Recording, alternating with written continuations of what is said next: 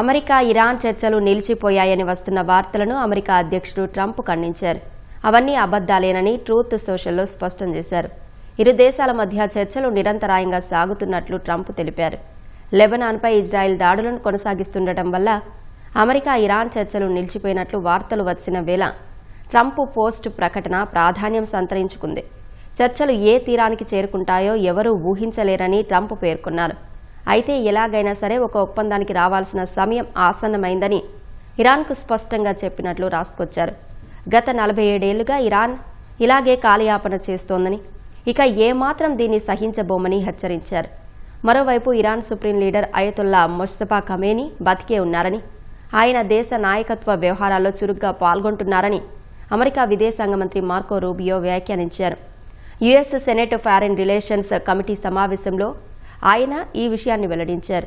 Iran అణు కార్యక్రమంపై జరిగే చర్చలు చాలా సాంకేతికంగా ఉంటాయని, ఇవి ముగియడానికి కొన్ని నెలల సమయం పడుతుందని రూబియో వెల్లడించారు.